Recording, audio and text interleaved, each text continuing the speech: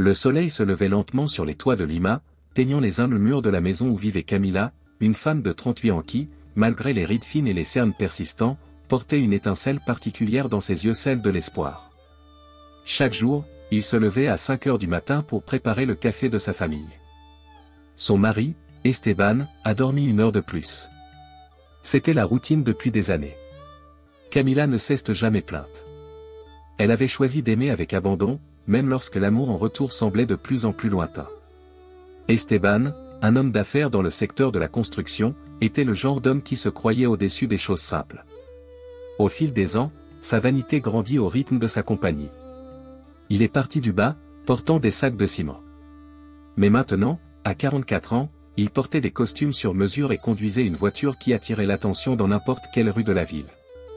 Elle vivait toujours sous le même toit que Camila, mais son esprit, et peut-être son cœur, était loin d'en être là. Ce matin-là, Camila posa le café sur la table et appela son mari avec la même tendresse que d'habitude. Il s'est précipité en bas, vérifiant son téléphone portable tout en mordant dans un morceau de pain et de beurre. Ses yeux touchèrent à peine les siens. Camila sourit quand même. « Bonne chance dans votre rencontre, mon amour », a-t-il dit, en ajustant sa cravate. Esteban laissa échapper un merci presque automatique et sortit sans même s'embrasser sur le front, comme il avait l'habitude de le faire il y a des années. Camila se tenait dans la cuisine, fixant la chaise vide devant elle. Et c'est à cet instant que quelque chose a cliqué dans sa poitrine. Pendant ce temps, de l'autre côté de la ville, Isabella, une jeune fille de 26 ans, terminait son cours de pilates. Influenceuse et récemment diplômée en marketing, sa beauté attirait l'attention partout où elle allait. Mais au-delà de son apparence, il avait un île exercé pour détecter les opportunités avec une précision chirurgicale. Et Esteban était l'un d'entre eux. Ils se sont rencontrés lors d'un événement de réseautage organisé par une banque. Esteban a parlé de ses projets dans le nord du pays. Isabella l'écouta avec un sourire parfaitement calculé, laissant échapper de doux compliments et de légers rires au bon moment. Peu de temps après, ils ont échangé leurs numéros. En moins d'1 mois, des dîners secrets. Et en 2, de vaines promesses d'amour éternel. Camila commença à remarquer des signes. Des parfums inconnus sur les vêtements, des excuses mal conçues, des messages restés sans réponse. Au début, j'ai préféré penser que c'était le stress, les exigences du travail ou peut-être une crise d'âge. Mais son intuition, peu importe à quel point il essayait de la faire taire, lui criait fort de l'intérieur. C'était un mardi pluvieux lorsque la confrontation a eu lieu. Esteban est arrivé en retard et a trouvé Camila assise dans le salon, tenant son téléphone portable. Sur l'écran, un message d'Isabella disait: la nuit dernière a été incroyable. J'ai hâte qu'il n'y ait que toi et moi. Vous méritez quelqu'un de votre niveau. Il avait froid. Qu'est-ce que c'est, Camila? Il essaya de feindre la fermeté. C'est ce que je vous demande, Esteban. Qu'est-ce que c'est? Le silence est devenu insupportable. Esteban a essayé de le justifier, de faire le tour, de blâmer la routine, l'usure. Mais au fond de moi, je ne me sentais pas coupable. Il avait déjà pris sa décision, même s'il n'avait pas le courage de le dire à haute voix. La semaine suivante, Esteban est parti. Il a dit qu'il avait besoin d'espace. Que je voulais vivre quelque chose de nouveau. Et que Camila comprendrait. Parce que l'amour, parfois, change. Camila ne pleurait pas devant lui. Elle ne referma la porte que lorsqu'il franchit le seuil. Il a déménagé dans le quartier le plus cher de la ville, dans un appartement surplombant la mer où Isabella l'attendait avec des verres de vin et des promesses d'une vie pleine d'excitation, loin de l'ennui du mariage. Camila, quant à elle, est restée dans sa maison simple, partageant ses journées entre le petit atelier de couture qu'elle a hérité de sa mère et les nuits avec sa tasse de thé. Mais quelque chose en elle commençait à se réveiller. La trahison lui a non seulement brisé le cœur, mais elle a également libéré une force qu'elle ne savait même pas qu'elle avait. Ce qui semblait être une fin était, en réalité, le début de sa renaissance. La maison où vivait Camila, bien que modeste, était pleine de souvenirs qui semblaient maintenant plus vivants que jamais. Des photographies sur les murs montraient des moments où elle et Esteban souriaient vraiment. L'atelier, au fond de la cour, était petit mais sentait le passé, les tissus neufs et l'espoir cousu à la main. C'est là que Camila s'est retrouvée. Entre fils et aiguille, elle se souvient que sa mère lui montrait les premiers points, lui disant qu'une bonne couturière ne se contente pas de réparer, mais transforme. Et sans le savoir, Camila a commencé à se transformer aussi. Elle a commencé par accepter de petites commandes des robes de soirée pour les voisins, puis des vêtements sur mesure pour les enfants. Rapidement, le bouche à oreille a fait progresser son talent. En quelques semaines, il avait déjà une ligne de commande et a commencé à enregistrer l'atelier en tant qu'entreprise formelle. Pour la première fois depuis de nombreuses années, j'ai eu l'impression d'avoir le contrôle. De l'autre côté de la ville, la nouvelle vie d'Esteban avec Isabla semblait tirée d'un magazine restaurant cher, voyage à Cusco et Arequipa, dîner avec d'importants hommes d'affaires. Isabla a su bouger dans tous les environnements élégants devant les partenaires d'Esteban, décomplexés sur les réseaux sociaux, passionnés par l'intimité. Mais il y avait quelque chose qu'il cachait, son véritable intérêt n'était pas lui. Ils étaient ses contacts. Isabla a commencé à assister seule à des événements, utilisant le nom d'Esteban pour ouvrir des portes. Il négocie avec les marques, vend son image, investit dans la publicité. Elle était ambitieuse. Et Esteban, aveuglé par son ego, ne se rendait pas compte qu'elle scène servait comme d'un tremplin. Pendant ce temps, Camila recevait de fréquentes visites de Béatrice, sa meilleure amie de l'adolescence. Béatrice, infirmière de profession, savait écouter comme personne d'autre. Il regarda en silence la reconstruction de Camila. Il l'encourage à prendre des photos de ses créations, à ouvrir une page sur les réseaux sociaux, à se faire confiance. Tu n'as aucune idée du talent que tu as, Camille. Arrêtez de penser que votre vie est finie simplement parce qu'il est parti. Peut-être. Ce n'est que le début. Ces paroles ont semé une graine. Camila a créé un compte Instagram appelé Camila Eshoamano et a commencé à télécharger les coulisses de l'atelier. Les premières réactions sont venues de voisins, puis d'inconnus. Une influenceuse locale a partagé les robes de l'un de ses enfants et, en quelques heures, Camila a gagné des centaines d'abonnés. Son authenticité, sa simplicité et son talent ont touché les cœurs. Il ne s'agissait pas seulement de vêtements. C'était de nouveaux départs. En même temps, nous avons rencontré Julita, la sœur cadette d'Esteban. Contrairement à lui, Julita a toujours été proche de Camila et n'a jamais fait confiance à Isabla. Après la séparation, elle a essayé de parler à son frère, mais n'a rencontré que de l'indifférence. Il a donc commencé à rendre visite à Camila fréquemment, l'aidant avec des idées, des contacts et, surtout, un soutien émotionnel. Tu étais la seule à vraiment apprécier notre famille, Camila. Je ne cesserai jamais de te voir comme ma sœur, a-t-il dit un jour, les larmes aux yeux. De son côté, Esteban commença à remarquer de petites fissures dans le monde parfait qu'il avait construit. Les rencontres avec les partenaires ont été tendues. Une œuvre importante fut retardée par des erreurs de la part des nouvelles personnes que Isabelle lui avait recommandées. Et le plus inquiétant, un investisseur s'est mis à exiger des résultats qui ne sont pas venus. Mais Esteban, aveuglé par son orgueil, ne voyait aucun lien entre ses décisions et leurs conséquences. Entre-temps, Camila, sans chercher à se venger, est devenue plus forte. Les nuits qui étaient autrefois remplies de silence et de tristesse étaient maintenant remplies de demandes, de projets et de rêves. Chaque vêtement qu'elle livrait était comme une nouvelle page de son histoire. Et plus elle cousait, plus elle se sentait à nouveau entière. Lima, avec son chaos, ses marchés colorés et sa brise du Pacifique, était le cadre parfait pour ce contraste, une femme reconstruisant sa dignité avec humilité et vérité, et un homme glissant lentement dans l'abîme qu'il avait lui-même creusé. Toujours convaincu qu'il est au sommet. Mais le destin, en silence, continuait à veiller. Et cela prouvera bientôt que personne n'échappe aux conséquences, surtout lorsque le véritable amour est méprisé. Le nom de Camila a commencé à résonner fortement sur les réseaux sociaux et lors d'événements de mode artisanale à Lima. En moins de 3 mois, ce qui a commencé comme un moyen de survivre émotionnellement est devenu une entreprise avec sa propre vie. Elle est invitée à exposer ses œuvres lors d'une foire culturelle au parc Kennedy, point emblématique de la ville. Le petit étal, décoré de tissus floraux, a attiré des dizaines de personnes en quelques heures seulement. Et là, entre clients enthousiastes et éloges sincères, Camila a ressenti à nouveau quelque chose qu'elle n'avait pas connu depuis des années, la fierté d'elle-même. Entre-temps, Esteban commençait à se rendre compte que sa nouvelle vie avait des vides que le luxe ne pouvait pas combler. Isabla, qui était autrefois douce et charmante, était maintenant exigeante. Il critiquait sa façon de s'habiller, de parler, même ses idées commerciales. Mon amour, il faut mettre à jour son image. Cet homme d'affaires classique est déjà démodé, lui a-t-il dit un soir, sans lever les yeux de son téléphone portable. Esteban déglutit. Pour la première fois, il se sentait petit. Mais sa vanité et sa peur du jugement des autres l'empêchaient d'admettre que peut-être il s'était trompé. La pression montait au travail. L'un des contrats les plus importants a été annulé pour mauvaise exécution, et un ingénieur clé a démissionné, invoquant une mauvaise gestion. Esteban commença à mal dormir, à boire plus que d'habitude et à évacuer sa frustration dans des disputes stupides avec Isabela. Le paradis qu'elle avait promis commençait à s'estomper. Au même moment, Camila a été interviewée par une station de radio locale qui a été impressionnée par son histoire de dépassement.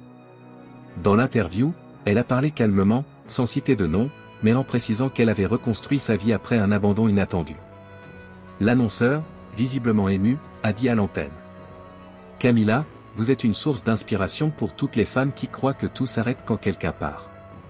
Vous avez montré que parfois, ce n'est que lorsque quelqu'un part que nous arrivons enfin.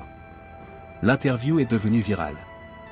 Des centaines de femmes ont commenté, partagé, et le compte Camila Echoamano a gagné plus de 10 000 followers en quelques jours seulement. Julita, voyant l'impact, appela son frère. Avez-vous vu ce que Camila accomplit? Il brille, Esteban. Et qu'est-ce que j'ai à faire avec ça? Répondit-il, agacé, sentant un étrange nid dans sa poitrine. Peut-être tout. Peut-être rien. Je pensais juste que tu devrais savoir que, pendant que tu es, on ne sait où, elle est en train de gagner. Cette conversation a résonné dans sa tête pendant des jours.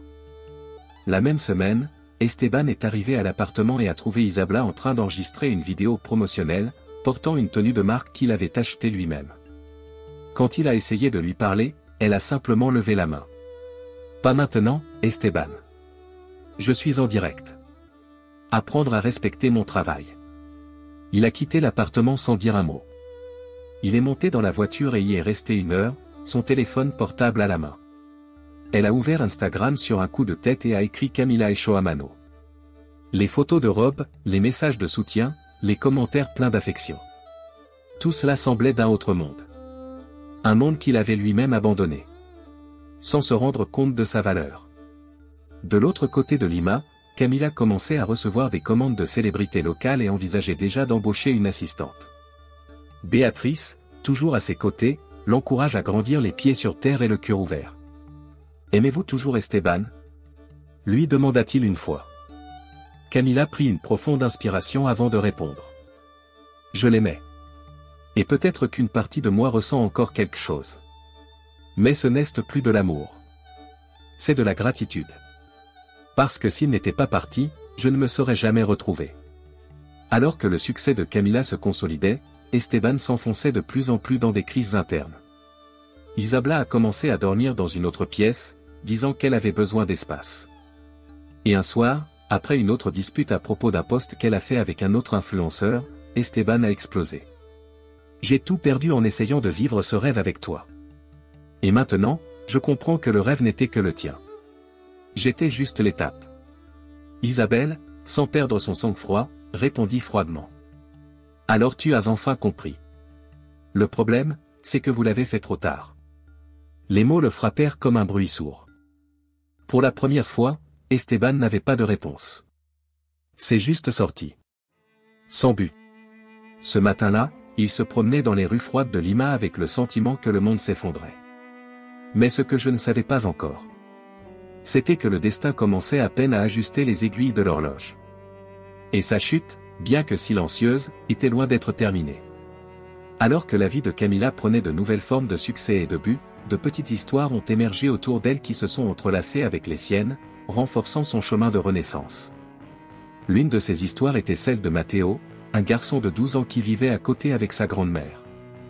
Curieux et toujours attentif au mouvement de l'atelier, il passait les après-midi à la clôture, offrant son aide pour charger les tissus ou balayer le trottoir. Camila, enchantée par son éducation et l'étincelle dans ses yeux, a commencé à l'impliquer dans des tâches simples, lui donnant quelque chose qu'il n'avait jamais eu, de l'attention et des soins. Matteo a commencé à se rendre presque tous les jours à l'atelier. Béatrice a dit que c'était comme une nouvelle graine dans la vie de Camila. L'enfant a apporté de la joie, mais aussi de la réflexion. Il lui a rappelé que, même au milieu de la douleur, il y a toujours de la place pour accueillir, enseigner et transformer. Camila a commencé à lui apprendre à coudre, et petit à petit, il a montré des compétences dans ses mains. C'était comme si leurs histoires s'étaient rencontrées naturellement, deux cœurs abandonnés qui s'accompagnaient maintenant. Pendant ce temps, Julita faisait face à ses propres batailles. En restant proche de Camila, elle s'éloigne encore plus de son frère, qui commence à la traiter froidement. Cependant, Julita était convaincue que soutenir Camila était la bonne chose à faire. Non seulement par affection, mais pour la justice. Après tout, j'avais assisté pendant des années à la reddition silencieuse de Camila dans un mariage qui n'était réciproque que dans une certaine mesure. Julita, qui était avocate, a également commencé à aider Camila dans la formalisation totale de sa marque et la création de contrats pour protéger ses dessins et modèles. C'est elle qui a suggéré d'enregistrer les pièces avec un cachet d'auteur original et a préparé toute la documentation sans lui faire payer un peso. Entre discussion et idée, la proposition est née d'ouvrir un petit magasin physique, juste là dans le quartier, en profitant de la visibilité grandissante. Au même moment, Béatrice traversait une crise personnelle. L'hôpital où elle travaillait subissait des compressions et elle risquait d'être licenciée. Camila, quand elle l'a appris, n'a pas hésité à lui proposer un partenariat dans l'atelier. Béatrice refusa d'abord, mais après beaucoup d'insistance, elle accepta. C'était une nouvelle étape pour tous les deux. La femme dont elle s'était toujours occupée était maintenant prise en charge. Ces intrigues secondaires sont devenues une partie essentielle du tissu de l'histoire. Non seulement ils ont donné de la profondeur au parcours de Camila, mais ils ont également montré comment la douleur, lorsqu'elle est reçue avec vérité, peut se transformer en un réseau, en un lien invisible qui relie les gens et les possibilités. Pendant ce temps, de l'autre côté de la ville, les relations entre Esteban et Isabla se détériorent rapidement. Isabla, aujourd'hui célèbre sur les réseaux sociaux, a obtenu un contrat publicitaire avec une multinationale de cosmétiques et a commencé à voyager constamment. Esteban, en revanche, était de plus en plus laissé de côté. Le pire, il a commencé à remarquer qu'elle utilisait son appartement pour recevoir d'autres invités influenceurs, photographes, mannequins sans même le consulter. Une nuit, alors qu'il rentrait chez lui par surprise, il trouva un enregistrement au milieu du salon. Isabla ne prit même pas la peine de le déguiser. « Tu vis ici, Esteban, mais la vie passe derrière toi. Apprenez à suivre le rythme ou acceptez de sortir de la scène. » Ce qui était autrefois une passion s'est transformé en humiliation. Esteban n'avait pas la force d'argumenter. Il ne sortit que de nouveau, mais maintenant avec la certitude qu'il était complètement seul. La tension interne a augmenté. Les partenaires ont commencé à remettre en question les décisions récentes, et les pertes financières ont mis en péril d'importants projets. Lui, qui avait toujours été le chef, était maintenant ignoré dans les réunions. Ses conseils n'ont plus été pris en compte, et il a été question d'une possible destitution silencieuse. C'est à ce moment-là, au milieu du déséquilibre, qu'il a fait une dépression émotionnelle. Ce n'était pas quelque chose de dramatique. Un matin, il ne pouvait tout simplement pas sortir du lit. Il resta là, les yeux fixés sur le plafond, dans un silence complet. Pour la première fois, sans personne autour. Alors que Esteban sombrait, Camila s'épanouissait. Le magasin a été inauguré avec le soutien de tout le quartier. Matteo, vêtu d'un nouvel uniforme et d'un badge indiquant assistant officiel, a distribué des ballons aux enfants. Julita, Béatrice, des voisins et même d'anciens clients étaient présents. C'était plus qu'une ouverture commerciale, c'était une célébration de la vie qu'elle avait reconstruite. Ce jour-là, Camila n'a pas pensé à Esteban. Pour la première fois, son esprit était complètement libre. Mais le destin, qui jusque-là avait cousu dans le silence, était sur le point de tirer les ficelles une fois de plus. Le temps semblait s'accélérer pour tout le monde. Sauf Esteban. Ses journées étaient maintenant une répétition de silence, de distance et de regrets inexprimés. Il commençait à s'ennuyer de quelque chose qu'il n'aurait jamais pensé perdre le respect. Pas seulement le sien, mais le sien. Il ne se reconnaissait plus dans le miroir. L'homme confiant, dominateur.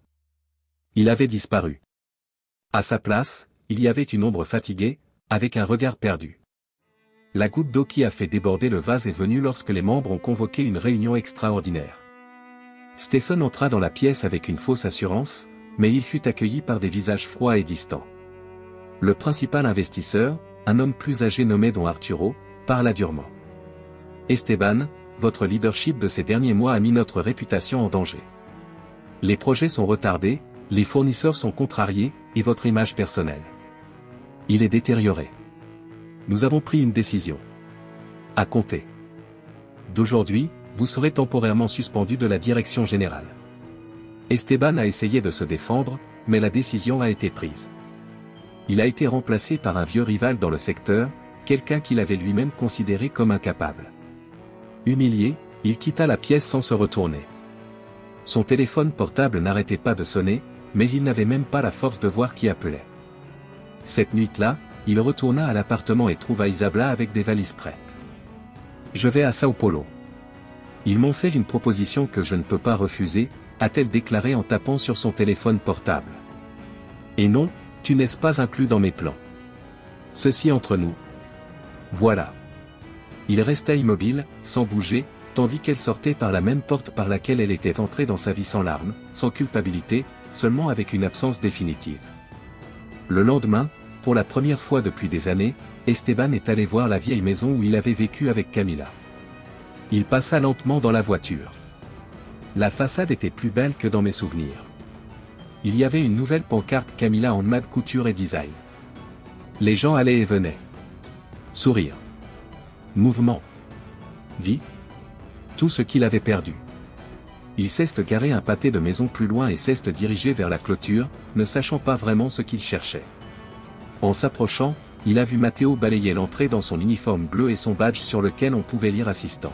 « Puis-je vous aider ?» demanda poliment le garçon. « Je voulais juste savoir si Madame Camila est ici. » Matthew le regarda une seconde, puis sourit doucement.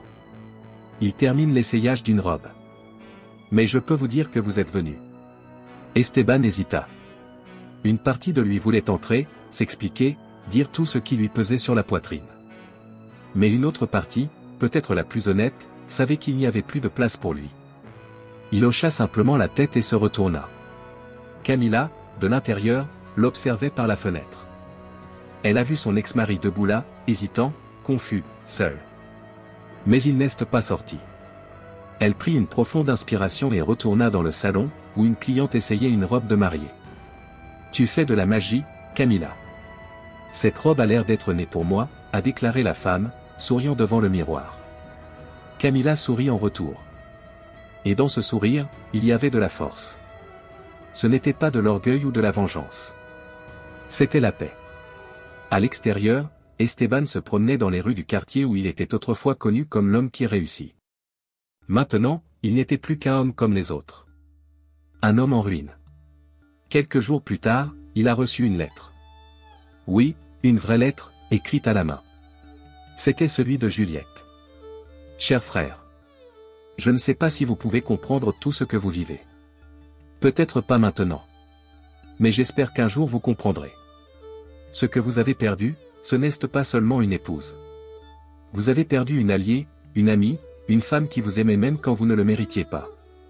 La vie, c'est vous rendre exactement ce que vous avez donné au monde. Ce n'est pas une punition. C'est une conséquence. Et s'il reste encore quelque chose en toi que j'ai envie de reconstruire. Commencez par vous-même. Amour, Juliette. Esteban a pleuré quand il a fini de lire. Pour la première fois, il s'est laissé effondrer complètement. Et dans cet effondrement, peut-être qu'une réelle possibilité de changement commençait. Pendant ce temps, Camila a été interviewée par une émission de télévision nationale. Son histoire de victoire a inspiré des milliers de femmes. Dans l'atelier, elle a raconté son parcours avec sérénité. À la fin, l'animateur lui a demandé: « Si vous pouviez remonter dans le temps, changeriez-vous quelque chose ?» Camila resta silencieuse pendant quelques secondes. Puis il répondit: « Non. Ni la douleur, ni la perte. Parce que c'est tout cela qui m'a amené ici. Et aujourd'hui, je me reconnais. Et cela vaut plus que tout ce que j'ai laissé derrière moi. » Le public s'est levé et lui a fait une ovation. Et à ce moment-là, le destin a fini de coudre un autre point invisible de son histoire. L'émission a été diffusée dans tout le pays, générant un impact beaucoup plus important qu'elle ne l'avait imaginé. Son histoire d'abandon, de reconstruction et de résilience a touché les Kurdes dans tous les coins. En quelques heures, son compte sur les réseaux sociaux est passé de 20 000 à plus de 100 000 abonnés.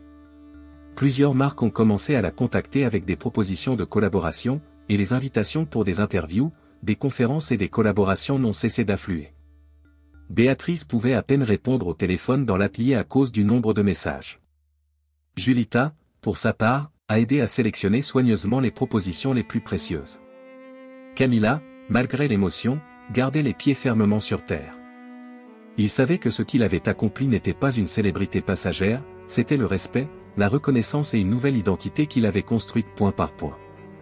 Matteo, qui dispose désormais d'un petit espace à lui au sein de l'atelier pour étudier et concevoir ses premiers croquis, devient une sorte de mascotte de l'entreprise. Mais au-delà de cela, c'était un symbole de la nouvelle étape, une croissance avec un but, avec de l'amour, avec des racines. Lui et Camilla ont formé un lien profond, presque maternel. Elle l'encourageait à rêver grand, et il lui rappelait chaque jour qu'un geste d'affection peut changer des destins. De l'autre côté, Esteban vivait à l'extrême opposé. Sans poste dans l'entreprise, avec son compte bancaire dans le rouge et sa réputation au plus bas, il a été contraint de retourner au bureau en tant qu'employé ordinaire.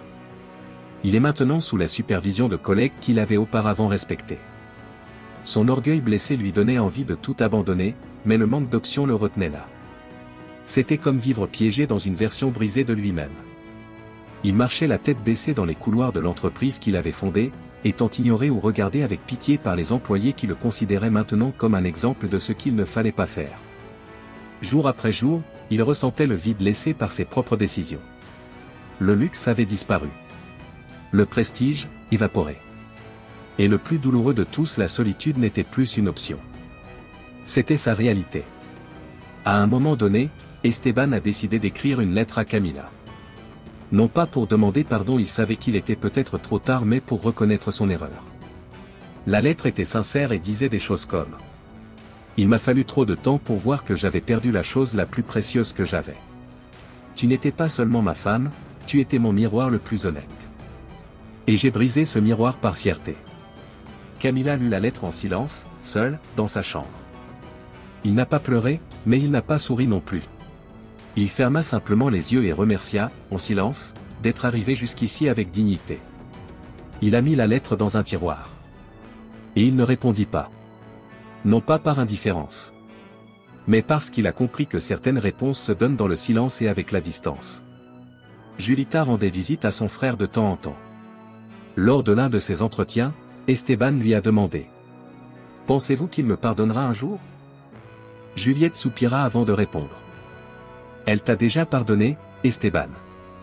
Mais cela ne veut pas dire qu'il va revenir. Le pardon ne ramène pas toujours. Parfois, cela signifie simplement la liberté. Ces mots ont résonné dans sa tête pendant des jours. Il a commencé à sortir moins, à réfléchir davantage. Il a cherché un thérapeute. Pour la première fois, ne pas comprendre les autres. Mais lui-même. Il a commencé à collaborer à des projets sociaux avec le peu qui lui restait de sa fortune. Non pas par une vaine charité, mais par remords transformés en un authentique désir d'être utile. Camilla, pour sa part, a accepté une invitation à exposer sa collection lors d'un salon international de la mode artisanale à Bogota. C'était la première fois qu'il quittait le pays. Elle a voyagé avec Béatrice, Julita et Matteo, avec une valise pleine de vêtements faits à la main et un cœur plein de gratitude. À l'aéroport, avant d'embarquer, Matteo lui a pris la main et lui a demandé: était-ce-vous nerveux? Camilla sourit. Un peu. Mais c'est un bon air. Savez-vous quand vous avez l'impression d'être là où vous devez être? C'est ça. Et là, entourée de gens qui l'aimaient, Camilla savait que la douleur du passé ne faisait plus mal. Non pas parce qu'il avait oublié, mais parce qu'il avait été transformé. Bogota était encore plus dynamique que Camilla ne l'avait imaginé. Les rues colorées, la musique des artistes de rue, les allées et venues des designers et artisans de toute l'Amérique latine. Tout a créé un environnement inspirant, vivant, plein de possibilités. Pour la première fois, Camilla a eu l'impression de faire partie de quelque chose de plus grand. Elle n'est plus une survivante de la douleur, elle est une femme reconnue pour son art, sa force et son parcours. Le salon de la mode artisanale a réuni des dizaines d'exposants, chacun avec sa propre histoire. Mais peu étaient aussi émouvants que Camilla. Ces pièces avaient quelque chose qui n'est appris dans aucun cours ou copier l'âme. Chaque point, chaque tissu, semblait porter une cicatrice devenue beauté. Journalistes, acheteurs et autres créateurs ne sont pas seulement venus voir la collection, mais aussi rencontrer cette femme à la voix douce, au sourire serein et au regard ferme. Camilla a répondu à tout le monde avec humilité. Il n'a jamais mentionné la trahison comme le centre de son histoire. Il a parlé de redémarrage, de but, de la façon dont la douleur peut être transformée en vêtements. Béatrice, toujours à ses côtés, était ravie de la voir si pleine. Il se souvint de la femme brisée qui pleurait en silence pendant des nuits entières. Maintenant, c'était un symbole de force. Julita, fièrement, s'est occupée des négociations avec les magasins intéressés à distribuer les vêtements de Camilla dans d'autres pays. Matteo, avec son badge, a aidé dans les coulisses et a même esquissé des idées pour une ligne pour enfants que Camilla envisageait déjà de lancer. Chaque jour de l'événement, Camilla sentait que quelque chose en elle était aligné. Le poids du passé s'allégeait. Non pas parce qu'il avait oublié, mais parce qu'il avait enfin compris. Et cela lui a donné encore plus de certitude sur le chemin qu'elle suivait. Pendant ce temps, à Lima, Esteban commençait son propre voyage, très différent et beaucoup plus calme. L'homme arrogant et confiant avait complètement disparu. Maintenant, c'était juste quelqu'un qui essayait de comprendre ce qu'il était devenu. Elle a commencé à visiter un projet social avec des jeunes en situation de vulnérabilité, où elle a donné des conférences sur les erreurs commises dans la vie et au travail. Il a raconté son histoire sans embellissement ni victimisation. Il parlait sincèrement, essayant d'empêcher les autres de faire les mêmes erreurs. Un jour, après l'un de ces entretiens, un jeune homme s'approcha de lui. « Monsieur Esteban, pensez-vous qu'il y a encore de l'espoir pour quelqu'un qui a fait tant d'erreurs ?» Esteban prit une profonde inspiration avant de répondre. « Il y en a toujours. Mais ce n'est pas facile. Ce n'est pas rapide.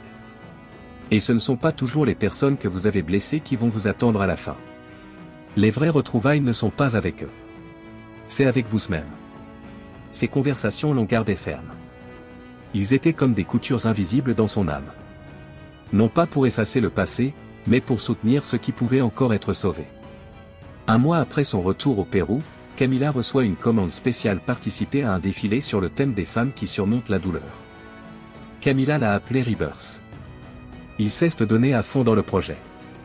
Chaque robe porterait le nom d'une femme qui aurait été reconstruite: Béatrice, Juliette, Rose, Hélène.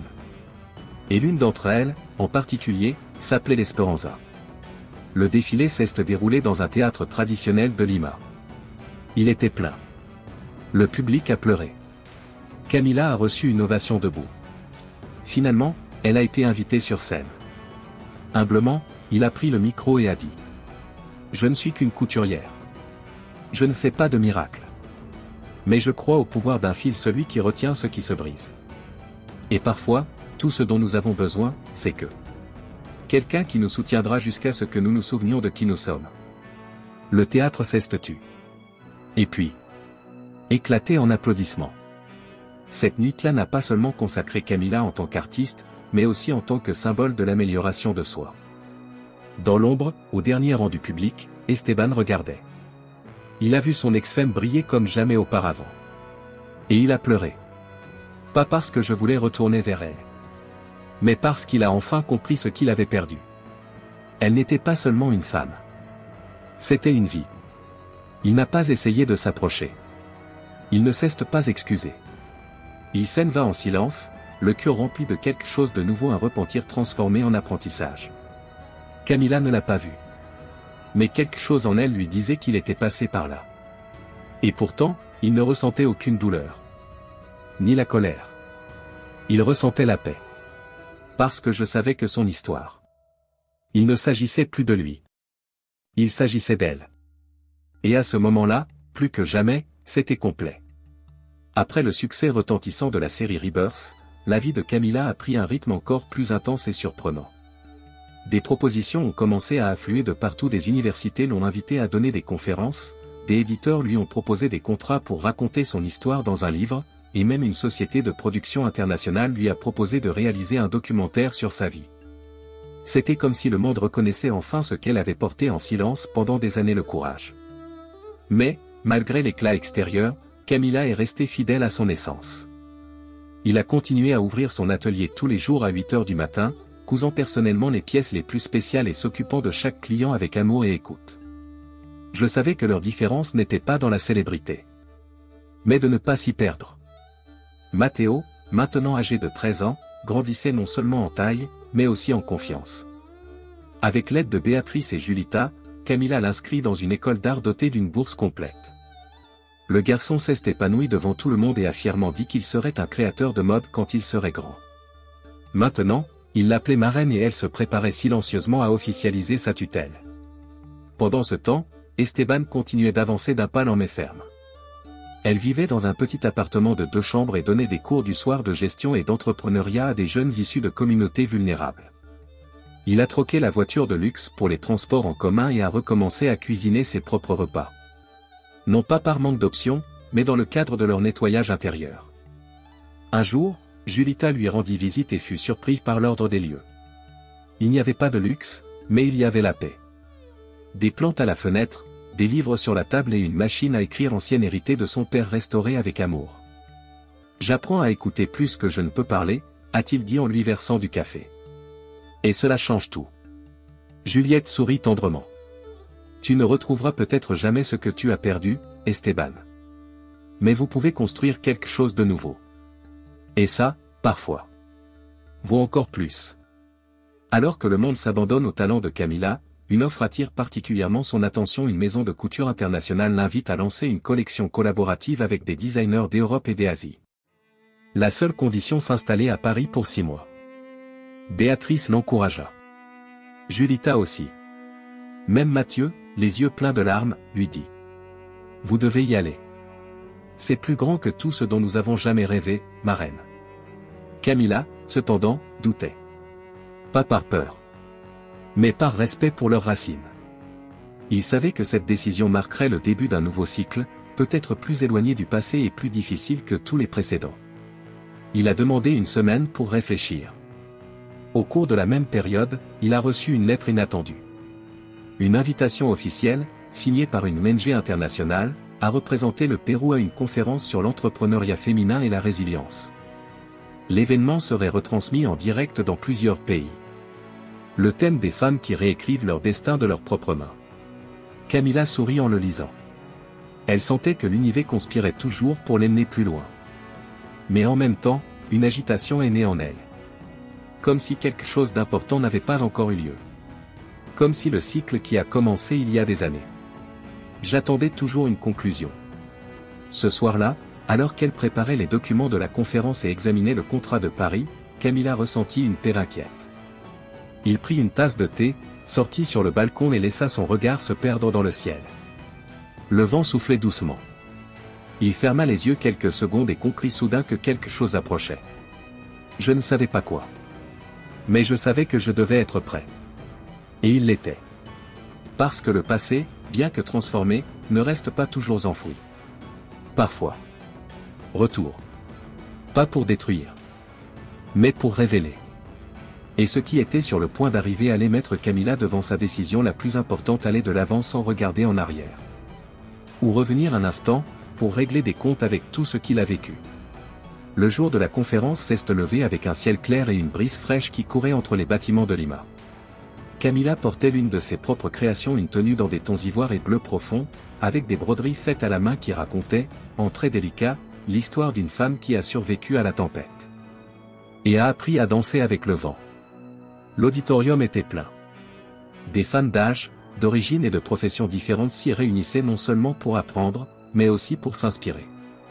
Camila était assise au premier rang, attendant son tour pour monter sur scène.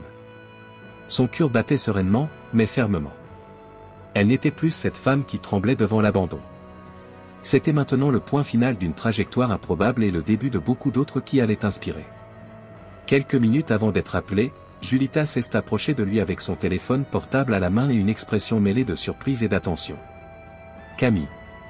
Vous devez voir ça. » Il s'agissait d'un article publié en temps réel par l'un des portails d'information les plus importants du pays. Le titre d'homme d'affaires millionnaire à bénévole anonyme, la chute et la renaissance d'Esteban Aguilar. Camila mit quelques secondes à réagir. Le nom avait encore du poids. Il lisait en silence. Il s'agissait d'un récit franc, écrit par un journaliste qui l'a interviewé après l'une de ses conférences. Il parlait ouvertement de ses erreurs, de la vanité qui l'aveuglait, de la femme qu'il avait perdue, du chemin de douleur qui l'avait conduit au fond. Et le processus de reconstruction, lent, douloureux, réel. Si j'avais compris plus tôt la valeur d'une présence silencieuse, d'un geste quotidien, d'un amour qui n'a pas besoin d'applaudissements. Peut-être aurais-je évité ma propre chute. Mais si je peux empêcher quelqu'un d'autre de tomber aujourd'hui. Peut-être qu'il y a encore un but dans ce que j'ai vécu. Esteban Aguilar. Juliette la regarda, incertaine de l'effet que cela produirait. Mais Camilla, avec la maturité que le temps et la douleur lui ont apprise, n'a pris qu'une profonde inspiration. C'est bien que vous ayez compris. Même s'il était trop tard. À ce moment-là, ils l'ont appelé par son nom.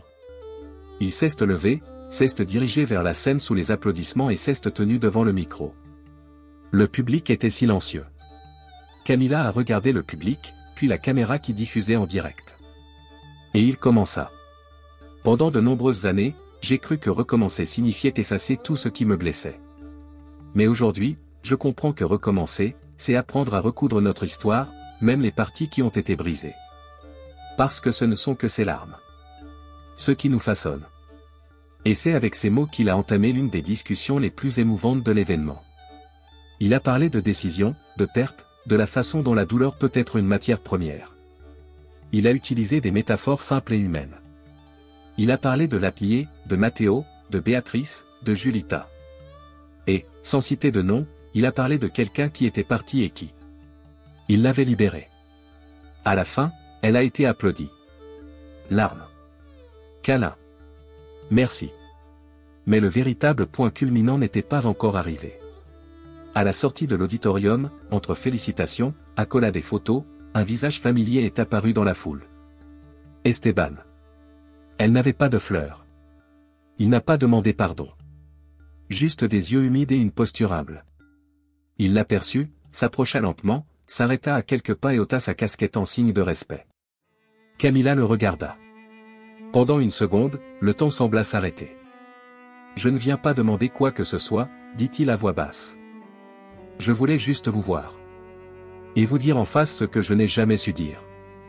Merci. D'avoir été meilleur que je ne le méritais. Et désolé. Pour tout. Camilla resta silencieuse pendant quelques instants. Puis il a souri. Un sourire serein, sans rancune. Je t'ai déjà pardonné, Esteban.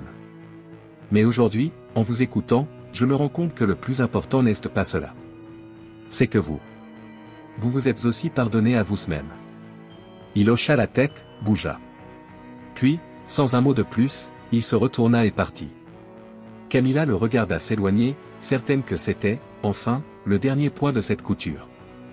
La fermeture définitive de la douleur.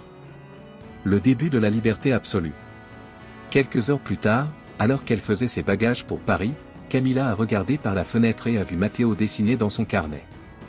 Il l'a vu, lui a souri et est retourné à la ligne. Et à cet instant, elle a su son destin ne faisait que commencer. Paris est venu comme une brise douce dans une nouvelle saison de sa vie. Il n'est pas parti pour fuir le passé, mais pour élargir le présent. Les rues pavées, les ateliers élégants, les cafés chargés d'histoire. Tout semblait lui chuchoter qu'elle y appartenait aussi. Non pas en tant que visiteur, mais en tant que créateur. En tant que femme complète. Propriétaire d'elle-même. Au cours des 6 mois du projet international, Camilla a dirigé la création d'une collection qui unissait les techniques artisanales péruviennes aux tendances européennes modernes. Le succès a été immédiat. Les pièces ont été présentées à la Fashion Week de Paris et ont été acclamées par la critique. Son nom a commencé à être associé à quelque chose de rare et de précieux, l'authenticité à l'époque de la copie. Mais, malgré le glamour, Camilla n'a jamais cessé de se tourner vers ses racines. Tous les soirs, une fois les travaux terminés, elle appelait Matteo, qui vivait maintenant avec Béatrice et Julita, avec un soutien psychologique et des projets d'adoption en cours. Sa vie était également florissante, et cela faisait partie de l'héritage de Camilla. Dans une interview, à la fin de son séjour, on lui a demandé: quel est le secret pour transformer une vie marquée par l'abandon en une success story? Camilla réfléchit quelques secondes, regarda l'horizon et répondit: le secret, c'est de ne pas oublier ce qui vous a blessé. Il s'agit de ne pas laisser la douleur être la seule chose qui vous définit. De nouvelles couches doivent être cousues par-dessus. Coudre avec espoir. Avec vérité. Avec courage. À son retour au Pérou, Camilla a été reçue comme une héroïne. Mais au fond d'elle-même, elle ne se sentait pas comme ça. Elle a continué à se lever tôt, à boire du thé avec du pain, à coudre à la main, à aider Matteo dans ses études et à soutenir les causes auxquelles il croyait. Son cœur était le même, mais maintenant, il était guéri. Esteban, de son côté, a continué à s'éloigner des projecteurs. Il a ouvert une petite entreprise de formation pour les jeunes issus de communautés modestes. Il vivait simplement, et il ne cherchait plus la reconnaissance. J'ai juste fait ce qu'il fallait faire. Il avait accepté que certaines histoires ne reviennent pas. Et ce n'est pas la fin, c'est une nouvelle occasion de commencer. Camilla ne l'a plus jamais croisé. Mais de temps en temps, j'entendais parler de ses initiatives. Et elle souhaitait toujours, en silence, qu'il aille bien. Parce que le pardon n'a pas besoin de présence. Il a juste besoin de paix. Un jour ensoleillé, alors qu'elle se promenait dans les rues de Lima avec Matteo à ses côtés et une nouvelle collection à la main, Camilla savait, avec certitude, qu'elle avait gagné. Non pas parce qu'elle est devenue célèbre. Non pas parce qu'il surpassait quiconque. J'avais gagné parce que, malgré tout, elle a choisi de s'aimer elle-même. Et ce fut, dès le début, son plus grand triomphe. Des années plus tard, une exposition à Milan a réuni les grands noms de la mode internationale. Parmi les points forts, une vitrine discrète a attiré l'attention. Rebirth by Camilla Aguilar. Dans un coin, une vieille photo d'elle en train de coudre dans son petit atelier de Lima, et à côté, une affiche encadrée avec une phrase. Je ne me contentais pas de coudre des robes. J'ai cousu ma liberté. Matthew, maintenant âgé de 19 ans, le regardait les larmes aux yeux. C'est le premier spectacle qu'il a entièrement coordonné. Camilla, dans les coulisses, sourit en silence. Je savais que, même s'il n'était pas sur le podium, son histoire. Il continuerait à défiler. Sur les traces de tout ce qu'il a contribué à transformer. Si cette histoire vous a touché le cœur, partagez-la avec quelqu'un qui vit un nouveau départ. Parfois, tout ce dont une personne a besoin, c'est savoir qu'il y a de la vie et de la beauté après la douleur. Laissez-nous dans les commentaires quel a été le moment qui vous a le plus ému sur le chemin de Camilla. Et si vous croyez également au pouvoir de l'amélioration de soi et de l'amour de soi, aimez, partagez et abonnez-vous pour recevoir plus d'histoires qui vous feront vibrer. Parce que chaque cicatrice peut devenir de l'art. Et tout se termine. Il se peut qu'il s'agisse en fait d'une renaissance.